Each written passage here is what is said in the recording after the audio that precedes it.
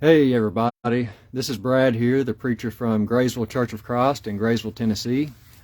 It's been a while since I've done one of these vlog style videos. Strangely enough, these get more views than many of my videos, but the reason that I'm doing a video today, I just want to address the issue of preachers and social media. And when I say social media, I mean in particular Facebook. And this video is for other preachers or members of the Church of Christ who, if you utilize Facebook for your ministry or to promote the truth, this is just a couple of tips and things that I've learned from my couple of years on Facebook. And just to give you a quick history of myself and social media, I was late to the game as far as Facebook goes. The only reason that I started a Facebook was to help my ministry and to get the word out and to put my sermons up and things like that. But you know, I do have a couple of different social things in my life that I put on there, and honestly I could probably put more of that kind of stuff on there, but you know, that's just something I decided to do. But what I want to talk about today is the fact that sometimes, especially as a preacher, when you use Facebook or social media, if you utilize it in any way to promote the truth,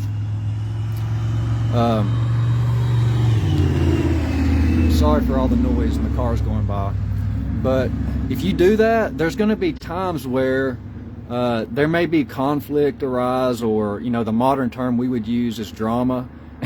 And Facebook, you know, no matter what you do, you may come across that to some degree.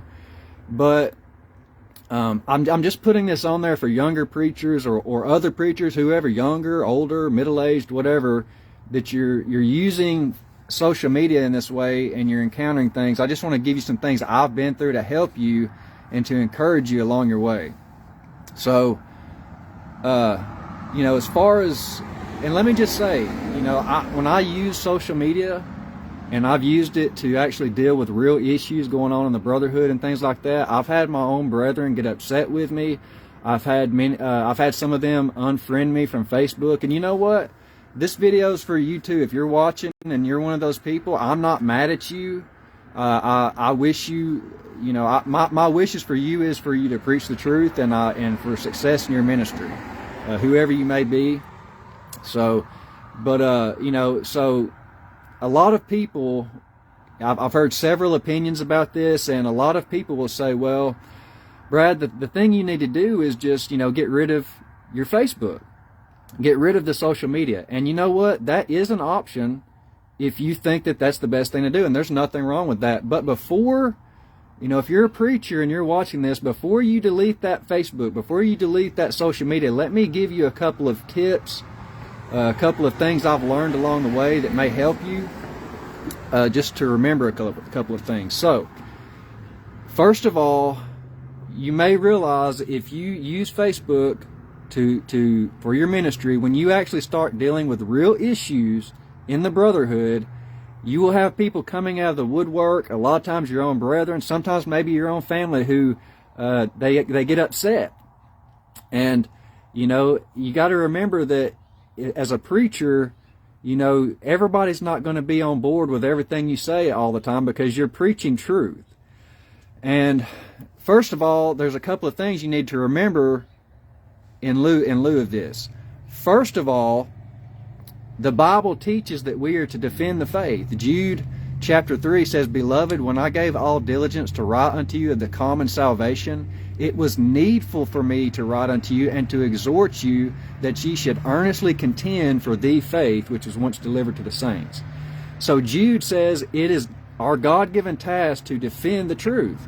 Paul says in Romans chapter 1 verse 15, he said, I'm set for a defense of the gospel.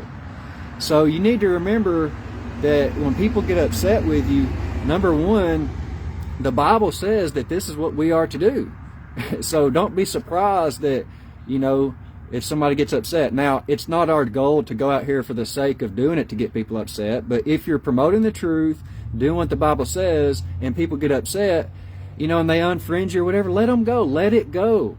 let that go, let that stress go, because it's, and just, you don't have to be rude, and just say, if that's how you feel, I need to stand for the truth. Now, the second thing to remember is we live in America, in a free country where we have freedom of speech. So, these people, these same brethren, you'll be surprised to see that a lot of them may get mad, upset with you. They may use intimidation tactics, and there may be a multitude of reasons why they're upset with you. Number one, they may be thinking, or they may not realize the seriousness of the issues in the brotherhood. It may be that their own conscience is gnawing at them because they're not doing their due diligence in standing for truth, and so when they see somebody doing it, they want to give destructive criticism.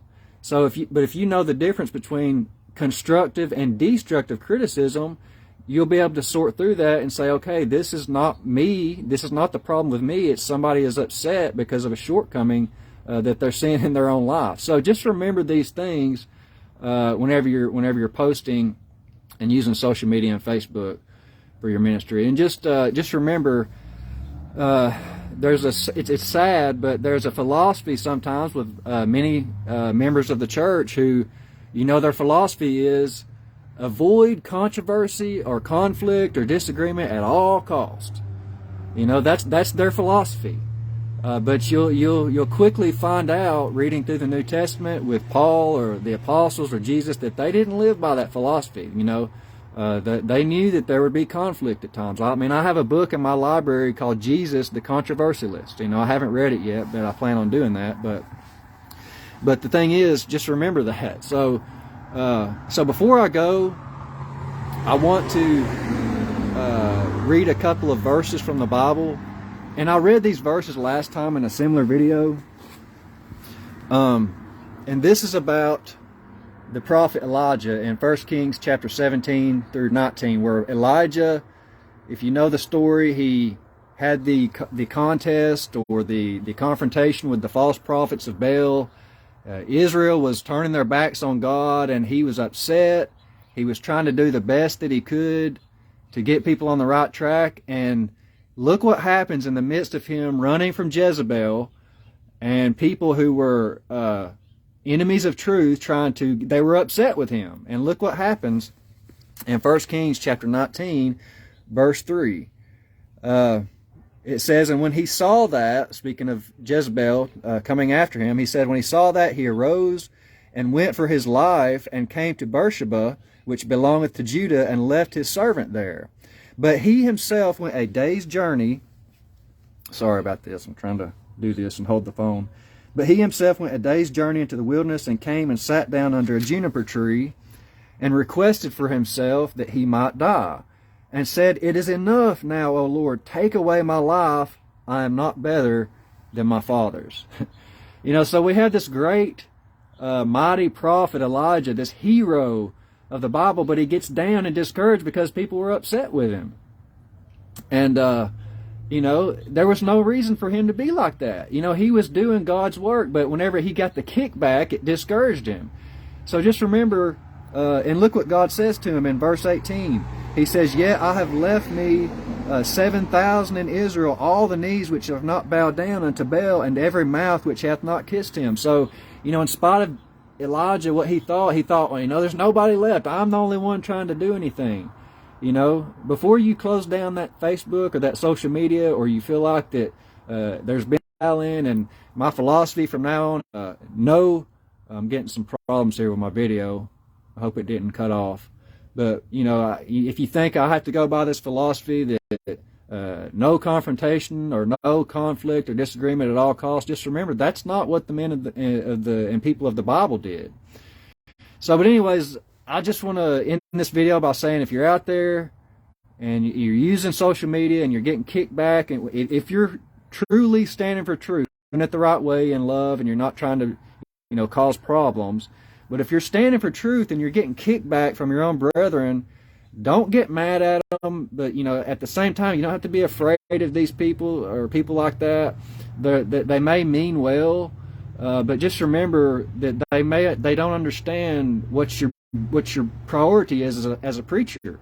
And so, if you're watching, just remember, and you're dealing with this as a minister or the church or a member of the church, there's several brethren that you may not know about that have your back and they agree with you, and I'm one of those people. So I appreciate you watching today, and I'll see you next time.